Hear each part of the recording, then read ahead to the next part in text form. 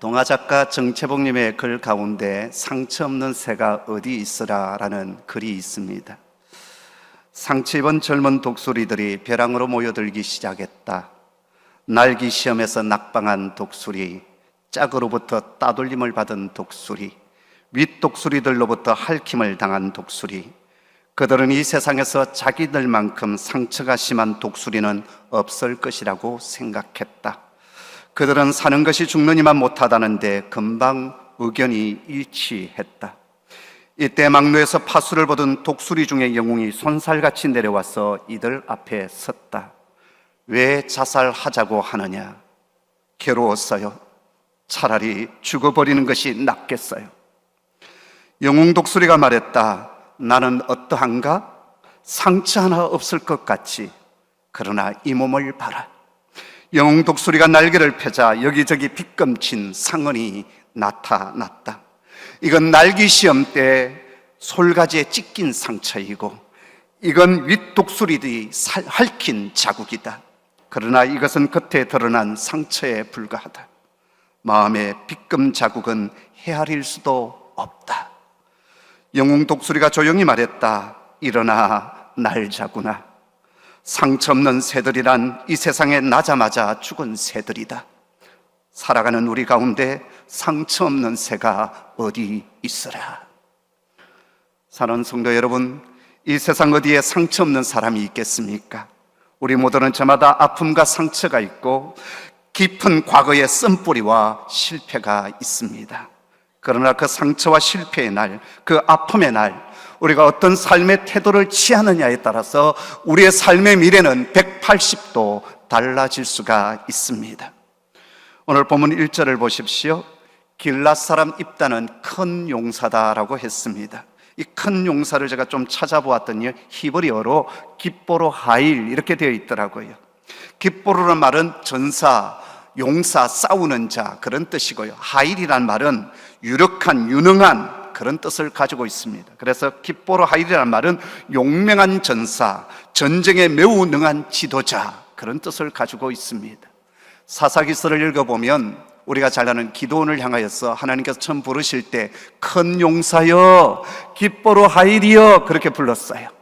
그리고 이스라엘의 첫 번째 왕 사울이 이제 왕이 되었을 때 하나님께서 이 사울 또한 깃보로 하일, 큰 용사라고 그렇게 칭해 주셨습니다. 오늘 이 입다가 큰 용사라고 1절에서 말씀하고 있는데요, 그는 처음부터 유능한 용사, 용맹스러운 지도자였는가? 아니었습니다. 그는 태어날 때부터 상처투성이 문제를 안고 태어났습니다.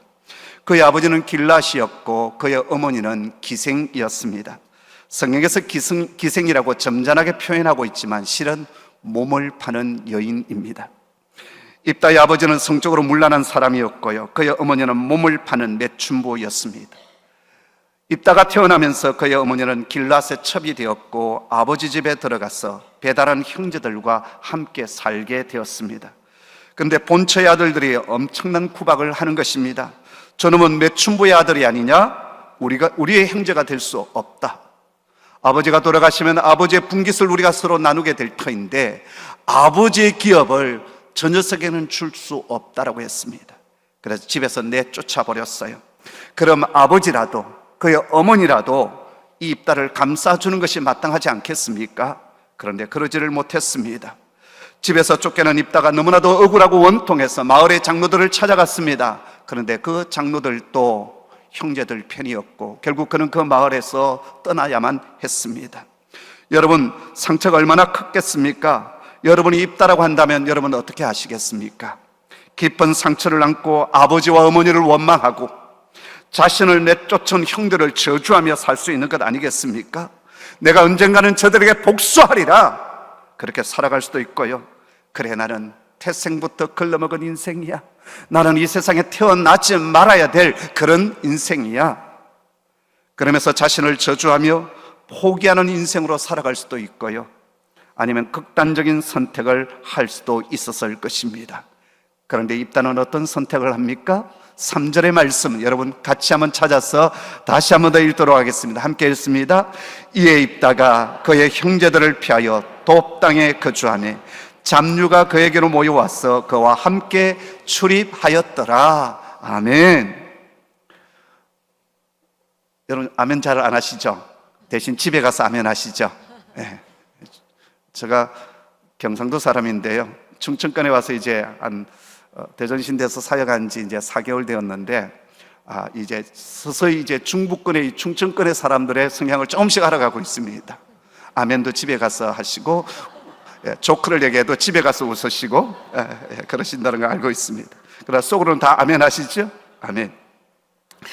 입다는 그 형제들을 피해서 어디로 갑니까? 돕 땅으로 갔다라고 했습니다. 돕 땅이 구체적으로 어디인지에 대해서 학자들마다 의견이 분분합니다. 그러나 대체적으로 길랏 동쪽, 지금의 요르단 북쪽 지역이었어요.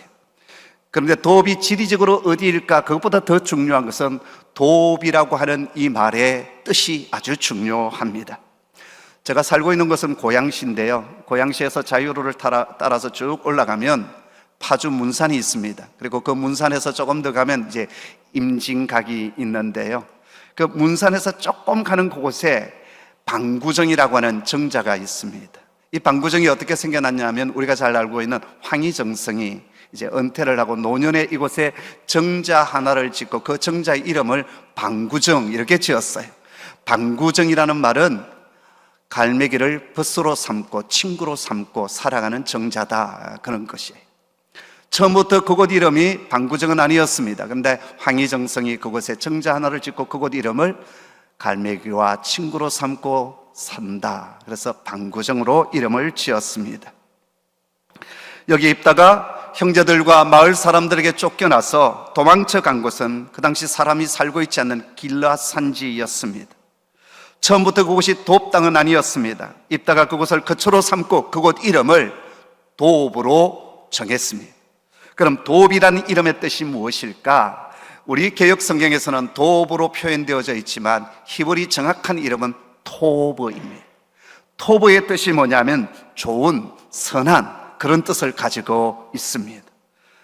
여러분 보십시오. 입다는 상처와 아픔의 날, 형들과 아버지로부터 마을 사람들로부터 쫓겨났던 그날, 저주와 복수, 원망과 악한 것을 선택하는 대신 토브, 선한 것, 좋은 것을 선택하기로 결심합니다.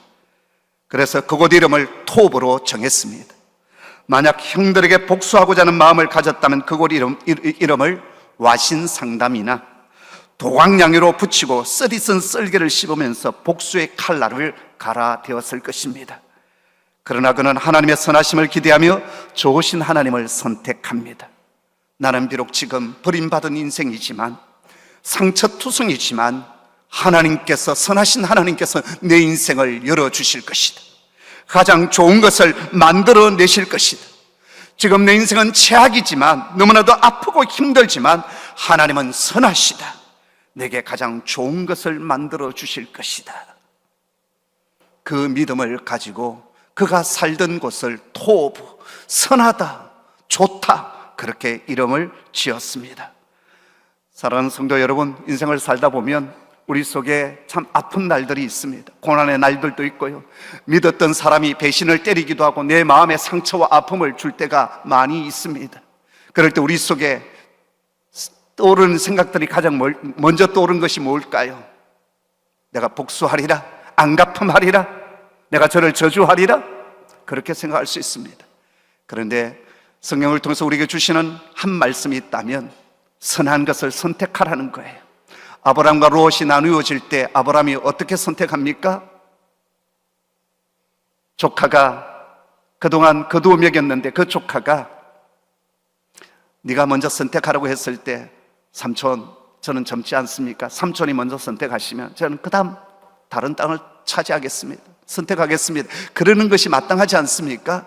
그런데 롯은 먼저 좋은 땅을 차지하고 가버렸어요. 그때 하나님께서는 아브라함에게 찾아오셔서 동서남북을 바라보라, 네가 바라보는 땅을 내가 주겠다라고 말씀하지 않습니까? 아브라함이 선택했던 것은 뭐였습니까? 원망 대신 하나님께서 더 선한 것을 주실 줄 믿고 하나님을 선택했어요. 그럴 때 복은 누가 받았습니까? 아브라함이 받았어요. 여러분, 인생을 살아갈 때 시간 순간순간마다 우리가 결단하고 선택할 때가 있는데, 그때 좋으신 하나님을 선택하는 하나님의 사람 되기를 소원합니다. 선한 것이 뭐냐? 하나님이에요. 창세기 1장에 보면 하나님께서 말씀으로 이 세상을 창조하실 때 보시기에 좋았더라라고 했어요. 사람을 지으시고 난 뒤에 보시기에 심히 좋았더라라고 하셨어요. 왜냐하면 하나님은 좋으신 분이시기 때문에 당신이 만든 세상이 너무나도 좋은 세상이었어요. 그런데 죄가 들어옴으로 말미암아 이 좋은 세상이 다 깨어져 버렸네요. 엉겅퀴와 가시덤불이 우리 인생 속에 들어와 있는 거예요. 그렇지만 하나님 만드신 원래 좋은 세상, 우리를 지으시고 나셔서 너무 기뻐하셨던 그 하나님의 좋으심이 우리 속에 있는 거예요. 그래서 우리가 이 악한 세대를 살아갈 때 하나님의 선함과 악한 것들이 동시에 우리 눈에 있어요. 그럴 때 많은 사람들이 결정해 나갈 때 보면 하나님의 선함보다는 악함을 선택할 때가 참 많이 있습니다. 여러분, 하나님을 선택하는 사람이 되기를 소원합니다. 아멘. 저는 깨어진 가정에서 자라났습니다. 저희 어머님이 3살 때 저를 버려두고 떠나가셨고요. 제가 할머니 손에 어린 시절 컸어요. 제가 초등학교 2학년 때 저희 아버님이 이제 재혼을 하셨고요. 한 1년 정도 같이 시골에서 사시다가 부산으로 이제 두 분이 가셨어요. 그리고 제가 4학년 때까지 할머니께서 저를 키워주셨는데, 제가 외롭게 컸죠. 근데 이제 초등학교 5학년 때 할머니께서 저를 더 이상 키워주실 수 없게 되어서 제가 아버지, 어머니가 있는 곳에 같이 이제 가서 살게 되었습니다. 집은 가난했고 저희 아버님은 배를 타는 선원이셨는데 식구가 5식구였어요. 왜 5식구였냐 하면 아빠, 엄마가 있었고 성이 다른 누나가 있었습니다. 그 누나는 어머니가 데려왔어요. 그리고 저는 아버지가 데려왔고, 그리고 아버지, 어머니 사이에 저하고 8살 차이 나는 동생이 태어났습니다. 저희 아버지는 배를 타시기 때문에 한번 3개월에 한 번씩, 6개월에 한 번씩 집으로 들어오셨는데요. 그때 제 마음속에 이 집안의 식구들이 아무도 정이 가지 않는 거예요. 나와 얘기를 나눌 수 있는 분이 아무도 없었어요. 그래서 저는 늘 바깥으로 배회하고 다녔습니다. 학교에 간다고 책가방을 들고 나오면, 그 당시 통행금지가 있던 시절인데요, 통행금지가 될 때까지, 그 호루라기 소리가 달 때까지는 이 바깥을 배회하다가 그리고 집에 들어가곤 했습니다. 저희 어머니가 좋아할 리가 없죠. 당신 태에서 태어난 아이도 아니고 말이라도 싹싹하게 잘 듣고 또 집에 와서 말이라도 좀 하면 좋겠는데, 제가 집에 들어오면 어떤 말도 하지 않는, 그래서 제가 앉아있는 자리는 늘 정해져 있었어요. 페인트칠로 되어 있었던 곳인데 제가 늘 앉아서 때가 이렇게 시커멓게 묻어있는 그런 곳이었어요. 심지어 제가 얼마만큼 집에서 얘기를 하지 않았냐면, 내일 소풍을 가는데 소풍 간다는 말을 하기가 싫은 거예요. 그 당시 학교에 도시락, 뺀또라고 하는 도시락이 어떻게 그 내용물이 어떤지 대부분 아시죠? 제 나이 또래 분들은 그냥 보리가 섞여 있는 밥에다가 한 캔에 신김치, 그래서 그 당시 책가방 속에 보면 그 김치 국물이 흘러가지고 교과서 두께가 나중에 보면 이렇게 두꺼워지지 않았습니까? 제가 소풍 간다는 얘기를 안 했으니까 저희 어머니께서 당연히 평상시대로 보리밥에다가 신김치를 넣어 주었어요. 모든 친구들이 점심시간 도시락을 까는데 그 부끄러워서 그걸 깔 수가 없는 거예요. 그래서 혼자 그 도시락을 들고 저 뒤에 솔밭 속으로 들어가서 혼자 그 보리밥에다가 신김치를 얹어서 꾸역꾸역 먹었던, 그러면서 눈물을 뚝뚝 흘렸던 적이 있습니다. 근데 이제 저희 아버님이 이제 3개월에 한 번, 6개월에 한 번씩 집으로 들어오실 때 저희 어머니께서 저에 대한 얘기를 하셨겠죠. 이놈이 집에 와서 어떤 말도 하지 않고, 그리고 늘 바깥에 배회하고 밤 12시가 되어서 집으로 들어오고, 다 얘기를 했겠죠. 저희 아버님은 감옥하신 분이신데요, 전형적인 경상도 분이셔요. 근데 술만 들어가면 돌변하시는 분이셨어요. 저에게 이제 이렇게 뭐 해초리를 가지고 때리는 것이 아니라 거의 격투기 수준으로 저를 이렇게 때렸어요. 어떤 때는 저를 겨울날 빨가벗겨서 바깥에 세워두시기도 하시고, 지금도 제 오른쪽 종아리를 이렇게 걷어보면 위쪽에 어른 엄지손가락 반 정도 되는 화상 자국이 자그맣게 남아 있습니다. 저희 아버님이 담뱃불로 지진 자국이에요. 저는 집이 지옥이었어요. 이 집만 벗어나면 내가 살 수 있겠다. 그래서 초등학교 졸업하고 중학교 들어가는 그 원서를 제가 선생님 찾아가서 저는 중학교 갈 수 없어요. 그러면서 그걸 찢어버렸어요. 왜냐하면 중학교 들어가는 것은 내가 이 집에 계속 있는 것이고 이 집에 사는 것은 나는 죽는 길이다. 그래서 제가 중학교 진학을 하지 않았습니다. 그래서 제가 했던 일들이 뭐 이렇게 이발소에서 머리도 감겨주고 손님들 구두도 닦아주고 그랬어요. 근데 나중에 이제 저희 아버님이 배 타고 들어와 보니까 제가 학교를 안 가고 있네요. 제가 이제 붙들려서 다시 집으로 들어가서 중학교 진학을 했는데요.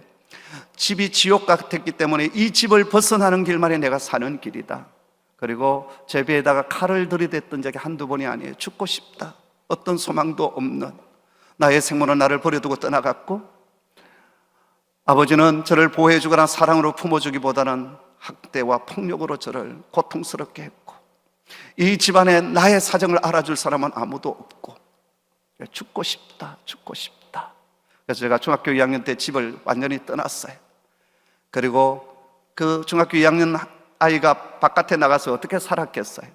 구두 닦기도 하고 구두 닦기 왕초에게 잡혀서 뭐 앵벌이도 하고 또 밤에는 성적인 그런 시달림도 당하고 또 중국집 보이 노릇을 하면서 이렇게 저렇게 막 일을 하고 있었는데요. 하나님은 저를 그곳에 버려두면 안 되겠다 싶어서 어떤 계기를 통해서 다시 집으로 돌아오게 했어요. 제가 정말 그 고통스러운 시간들이 있었지만 제 인생 속에 참 놀라운 일은 하나님께서 제 인생 속에 찾아와 주셨다라는 거예요. 시골에서 있을 때 저희 할머님이 상당히 종교심이 지금 생각해보니까 있으셨던 것 같아요. 어느 날 새벽에 정한수 떼놓고 이렇게 빌기도 하셨고 어떤 때는 저의 손을 이끌고 절에 가셨어요. 사흘 초파일에 꽃갈 모자 쓰고 바라를 팍 쳤던 그 기억이 제가 남아있거든요. 제가 절밥을 먹었던 사람입니다. 근데 어느 날 또 저희 할머니께서 저희 손을 이끌고 천주교 미사에 가셨어요. 그러더니 어느 날 또 저희 할머니께서 제 손을 이끌고 예배당을 가시더니 그때부터 이제 저를 데리고 교회를 나가셨어요. 할렐루야. 저희 할머니 골초시거든요. 담배를 엄청 좋아하시는데 어느 날 교회를 다녀오시더니 경상도 말로 썩다 이러면서 담배를 딱 끊으시는 거예요. 근데 교회 갔더니 너무 좋았습니다. 학교 친구들이 그곳에 있었고 예배당 그 마당이 아주 좋은 놀이터였습니다. 그리고 그 당시 실내 놀이터가 없던 당시에 시골 예배당 이 마룻바닥이 천혜의 놀이터였어요. 그래서 너무너무 좋았고 그 다음에 성경 말씀 듣는 것이 너무나도 좋았습니다. 그런데 제가 이제 부산으로 저희 아버님 어머님과 함께 살게 되었을 때 저희 어머님이 교회 가는 것을 그렇게 싫어하셨어요. 저 어느 날 교회 갔다 왔더니 성경책을 찢어버렸어요. 그래서 제가 교회를 다녔는데요, 제가 가출해서 돌아와서 보니까 저희 어머님이 교회를 나가고 계시는 거예요. 놀랍지 않습니까? 성경책을 찢어버리셨던 그분이 왜 교회를 나가셨느냐? 저게 성이 다른 누나가 있다고 하지 않았습니까? 6학년 때부터 간질 증세가 일어났어요. 뇌전증으로 몸이 뻣뻣해지고 거품을 몰기도 하고 어떤 때는 학교에서 체육 시간에 쓰러져서 엎혀오기도 하고. 그런데 제가 없을 때 저희 집에 옆에 권사님 한 분이 이웃으로 살고 계셨는데 그 권사님께서 이렇게 전도하셨대요. 철구 엄마, 인숙이의 병은 예수님 만나면 끝나. 이 한마디에 저희 어머님이 꽂히셨어요. 그래가지고 교회를 나가고 계신 거예요. 더 놀라운 것은 그 당시 의료보험 제도도 없고 뭐 병원 치료를 제대로 못 받을 그 당시에 하나님께서 저희 누나의 병을 고쳐주셨어요. 할렐루야. 역시 좋으신 하나님이셔요. 제가 집으로 돌아오니까 저희 어머님이 교회를 나가시고 그때부터 제가 신앙생활을 이제 착실하게 하게 되었어요. 그리고 제가 중학교 2학년 때 예수 그리스도를 나의 구주로 영접을 했어요. 자, 그러면 내 인생은 이제 점점 좋아져야 되잖아요. 그런데 저희 아버님 여전히 술꾼이셨고 여전히 폭력을 행사하셨고, 그리고 제가 그때부터 어디에서 지냈냐면 교회에서 주로 생활을 했어요. 집은 단칸방이고 하니까 집에서 이제 다 큰 아이가 이제 같이 살 수가 없잖아요. 성이 다른 누나 같은 방에서 지내야 되고. 그래서 교회에서 지냈는데 제가 고등학교 2학년 때 폐결핵을 앓게 되었습니다. 거의 뭐 이렇게 얼마 걷지를 못할 정도로 기침이 심했어요. 그래서 제가 교회에서 지내면서 늘 밤마다 그 지하 교육관에 엎드려서 강대상 앞에 엎드려서 이런 기도를 드렸어요. 하나님, 내 인생은 왜 이렇게 하십니까? 버림받은 인생, 수많은 상처와 아픔이 있는 인생, 그것도 모자라서 왜 하나님 이제 육신으로 저를 치십니까? 내게 임한 이 고난의 이유가 무엇입니까? 왜 하나님 도대체 왜 이렇게 하십니까? 그렇게 기도하고 있었는데 어느 주일 저녁에 어른들이 드리는 예배에, 저녁 예배에 제가 참석을 했습니다. 근데 그날 하나님은 로마서 5장 3절 4절의 말씀을 통해서 제게 말씀을 들려주셨어요. 우리가 환난 가운데 즐거워하노니 환난은 인내를 낳고 인내는 연단을 낳고 연단은 소망을 이루는 줄 알미니라.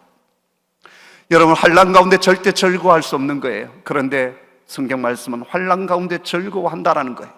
그러면서 환난 가운데 우리가 인내하고 연단되어지면 소망의 날, 소망의 사람이 된다는 말씀이었어요.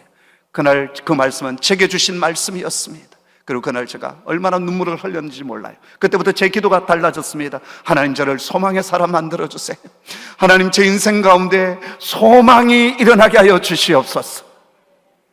그러면 병이 팍 나아야 되잖아요. 불덩이가 던져져 가지고 안병이 확 저게 모든 결핵균이 사라져야 되는데 몸은 여전했습니다.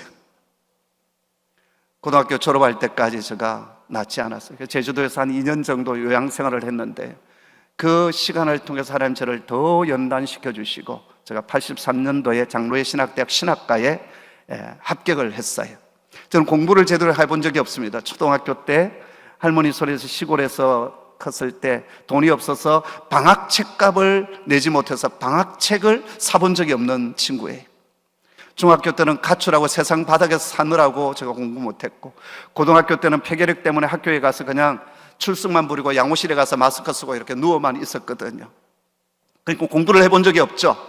그런데 하나님께서 한 사람을 통하여서 어떤 일을 하셨냐면 전두환 대통령이요, 졸업 정원제라는 걸 만들었습니다. 그 한 2, 3년 했는데요, 입학생을 많이 받고 졸업생을 줄여가는 과정이었어요. 지금 장신대 신학과가 학생 숫자가 한 40명 정도 될 거예요. 그런데 그 당시 230명을 뽑았습니다. 그래서 제가 꼬레비로 꼴찌로 응급결에 들어간 거예요. 자, 1학기 성적표가 나왔는데요, 뭐가 붉은 게 있는 거예요. 도장이 쿵쿵 찍혀 있고 F3개의 학사 경고. 다시 한 번 더 학사 경고를 받으면 자동으로 제적됩니다. 제가 얼마나 낙심했는지 모릅니다. 하나님의 은혜로 내가 신학교에 들어왔는데 성적 잘 나와야 되잖아요. 그런데 학사 경고에 F가 3개예요. 1학년 2학기 학사 경고는 아닌데 F 2개.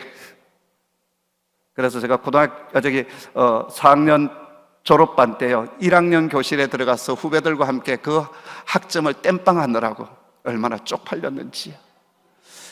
장신들은 특이한 게 하나 있습니다. 보통 대학에서는 학점을 재수강해서 성적을 받으면 이전 성적을 지워주잖아요. 장신들은 절대 그러지 않습니다. F 그대로 남겨둬요. 지금도 제가 성적표 떼면요, F가 찬란하게 남아 있습니다. 제가 한 번은 대학은 이제 THM 과정을 하느라고 우리 교육자들에게 그 성적표 좀 떼오라고 했거든요. 요즘은 다 이제 온라인으로 하지만 이전에는 직접 학교 가서 떼어왔는데요. 제가 이제 이런 것들 우리 교우들에게 다 얘기하니까 다 알죠. 부목사님 떼어와서 뭐라고 한지 아십니까? 목사님 진짜 F 천지네요. 예, 제가 그런 사람이에요. 그런데 그 학사 경고 받고 F 맞고 그러한 순간에도 나를 부르신 하나님, 나를 만나주신 하나님, 그 하나님께서 내 인생을 더욱 선하게 좋게 만들어 주실 것을 저는 믿었어요. 제가 오래전에 금산에 있는 사사학교라고 하는 대안학교에 가서 전교생 대상으로 믿음의 선배들로부터 듣는다라는 주제로 강의를 하게 되었어요. 제 인생에 대한 것을 우리 학생들에게 얘기했는데 한 학생이 이제 끝나고 질의하는 시간이 있었어요. 목사님 인생은 참 그렇게 아프고 힘든데 목사님 얼굴 속에 그렇게 웃음이 번지고 얼굴이 그렇게 고생하지 않는 얼굴처럼 보이는 이유가 뭘까요? 그런 거예요. 그래서 참 좋은 질문이다 라고 얘기를 하면서, 그래서 내 인생 속에 좋으신 하나님 찾아와 주셨고 그 좋으신 하나님을 내가 영접하였고 만났기 때문이다, 그렇게 대답해 주었습니다. 이 자리에 예배드리는 모든 분들이 주님을 만난 줄 믿습니다. 좋으신 하나님을 선택하고 만난 줄 믿습니다. 또 이 청동원 전도주일 이 추수감사절에 처음 교회 나오신 분들 계실 겁니다. 여러분 인생의 가장 선한 것이 뭔지 아십니까? 가장 가장 좋은 것이 뭔지 아십니까? 좋으신 창조주 하나님을 만나는 거예요. 그분을 만나게 되어질 때요, 우리 인생에 대박의 역사가 일어나는 겁니다. 이 세상뿐만 아니라 영원한 하나님의 나라까지 우리에게 보장되어지는 축복이 주어지는 거예요. 또 여러분, 토부 선한 것이 뭔지 아십니까? 힘들고 어려울 때, 짜증나고 고통스러울 때, 그때에도 감사를 선택하는 것, 바로 그것이 토부를 선택하는 겁니다. 누가복음 17장에 보면 예수님께서 길을 가시는데 저 멀리서 예수 선생님이 우리를 불쌍히 여기소서 돌아보았더니 10명의 나병 환자들이 소리를 치고 있는 거예요. 주님께서는 그들에게 너희 몸을 제사장에 가서 보이라. 그래서 주님의 말씀을 믿고 가는 가운데 몸이 깨끗해졌습니다. 이들에게 말씀을 믿는 믿음이 있었어요. 순종의 믿음도 있었어요. 근데 그 다음이 중요합니다. 그 가운데 10명 가운데 9명은 각자 바쁜 길 아마 자신의 그 몸의 회복을 바라보면서 가족들에게 이 기쁜 소식을 알려야지 가버렸어요. 근데 오직 한 사람, 사마리아 사람만이 기뻐하면서 큰 소리로 하나님 앞에 영광을 돌리고 돌아와 예수님의 발 앞에 엎드려서 예수님께 감사를 드렸더라, 이렇게 되어 있어요. 오직 한 사람, 바로 여기에서 감사하는 사람을 주님께서 뭐라고 하신 줄 아십니까? 일어나 가라, 내 믿음이 너를 구원하였느니라. 바로 여기에 감사가 믿음임을 알 수 있습니다. 그리고 참된 믿음은 감사와 연결되어지는 것을 볼 수 있습니다. 입다는요, 이 아픔의 날, 상처의 날 충분히 절망할 수 있고 원망할 수 있었습니다. 말씀 속에 감사는 말은 없지만 분명히 하나님께서 내게 선한 것을 만들어 주실 것을 믿었고, 그리고 그 마음속에 감사가 있을 것이라고 저는 생각합니다. 다니엘서 6장에 보면 바벨론 나라가 망하고 메대 나라가 일어날 때였습니다. 다리오가 통치할 때인데 바벨론 시대 때 포로로 끌려와서 중책을 맡았던 이 다니엘이 제국이 바뀌어졌음에도 불구하고 이 메대 나라에서도 총리로 쓰임을 받습니다. 그러다 보니까 얼마나 시기하는 자가 많겠어요. 지난 정권에 쓰임받았던 자가 이번 정권에도 쓰임을 받는다. 대적들이 얼마나 많았겠어요. 그래서 꼬투리를 잡고 흠집을 잡기 위해서 이렇게 찾아보았는데 아무 흠집을 찾을 수가 없었어요. 근데 단 하나, 하루에 3번씩 저 위층에 올라가서 예루살렘을 향하여 창문을 열고 기도하는 것이 눈에 들어왔습니다. 그래서 이 다니엘을 잡아 가두기 위해서 법령 하나를 정하자고 다리오 왕에게 간청하지 않습니까? 왕이시여, 앞으로 30일 동안 법령 하나를 정하여서 어떤 신상에게나 어떤 사람에게 절하든지 무릎을 꿇으면 사자굴에 집어넣는, 던져넣는 법을 정하도록 하십시다. 다리오가 가만히 보니까 자기를 높이는 법령이거든요. 그래서 도장을 꽉 의인을 찍고 말았습니다. 첫 번째 고발된 사람이 누구였습니까? 다니엘이었어요. 그 소식을 듣고도 다니엘은 어떻게 합니까? 위층으로 올라가 예루살렘을 향하여서 창문을 열고 전에 그랬던 것처럼 3번 기도하기 시작합니다. 근데 그 기도 속에 뭐라고 하냐면 그의 하나님께 감사하였더라. 죽을 수 있습니다. 사자굴 속에 던져 넣을 수 있음에도 불구하고 그의 하나님께 감사하였더라. 다니엘의 기도는요, 그냥 부르짖는 기도일 뿐만 아니라 감사의 기도였어요. 그것 때문에 그가 사자굴에 던져져요. 그런데 사자의 입을 봉하시고 살아계신 하나님이 계심을 그 메대 나라 모든 신하들과 왕과 그리고 백성들에게 알려주는 간증이 되게 하십니다. 사랑하는 성도 여러분, 감사가 풍성한 사람 되기를 소원합니다. 나를 둘러싸고 있는 환경과 여건이 여전히 힘들고 어렵다 할지라도 하나님은 선하신 분이시고 가장 좋은 것을 만들어 주실 것이고, 그러게 나는 감사합니다. 그런 자에게요, 하나님께서 당신의 복을 부어 주십니다. 제가 목회했던 교회에서는 항상 제가 하는 게 있어요. 그런 자에게 보너스가 있습니다. 그 보너스가 여러분에게 주어지기를 소원합니다. 오늘 이 딸을 보십시오. 토부를 선택했어요. 그랬더니 어떤 사람들이 모여들었습니까? 잡류들이 모여들었다고 했어요. 잡류가 어떤 사람인가 찾아봤더니 레크 에노시라고 했어요. 레크 에노시가 무슨 뜻이냐면 빈, 헛된, 가치 없는 그런 뜻을 가지고 있더라고요. 그러니까는 헛된 사람들, 가치 없는 사람들, 뭐 좀 이 세상에 좀 난치하고 똑똑한 사람들이 아니라 세상의 밑바닥 실패자들, 상처 입은 사람들, 입다와 비슷한 사람들이 모여들었어요.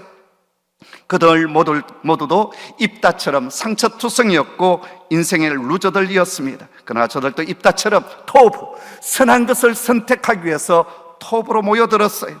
그리고 그곳에서 하나님께서 사용하실 때를 기다리며 자신들을 준비해 갔습니다. 그랬을 때 어떤 일들이 일어났습니까? 얼마 후에 암몬 자손들이 이스라엘을 치려고 일어났어요. 그런데 이스라엘은 저들을 대적할 용사도 없었고 군사도 힘도 없었습니다. 결국 길앗의 장로들이 입다를 찾아왔습니다. 내쫓을 때는 언제이고 지금 찾아서 도와달라는 거예요. 우리의 지도자, 우리의 리더가 되어주십시오. 우리의 장관이 좀 되어주십시오. 이때 입다는 충분히 거절할 수도 있었을 거예요. 고소하다.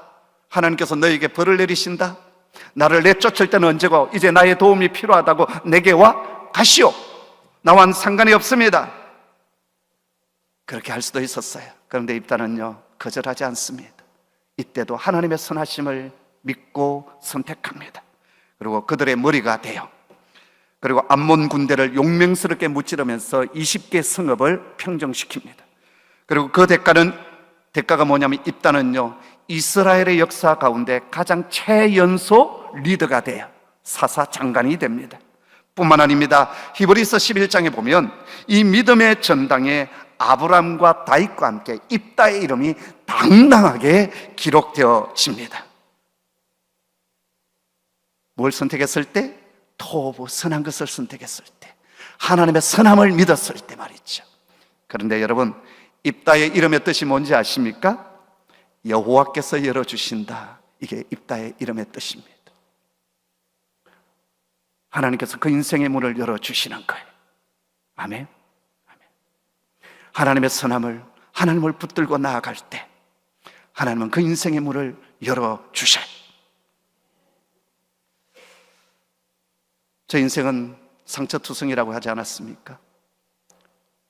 그러나 하나님의 선함을 믿고 하나님을 의지하며 나아왔을 때 제가 어느 날 깨달은 것이 있습니다. 제 인생은 이렇게 구겨지고 상처투성이고 버려진 인생이지만 이제 내가 세워가야 될 가정만은 하나님의 축복이 임하는, 우리 가정에 흘러왔던 모든 상처와 저주들은 단절되어지고 내 대가 첫 번째 원년이 되어서 하나님의 축복이 흘러가는 가정이 되게 하여 주옵소서. 이 기도를 드렸어요. 하나님께서 저희 가정을 참 많이 축복해 주셨습니다. 제 목회도 축복해 주셨고요. 지지리도 공부 못했던 F 천국이었던 제가 신학교 총장이 될 줄 어떻게 알았겠어요?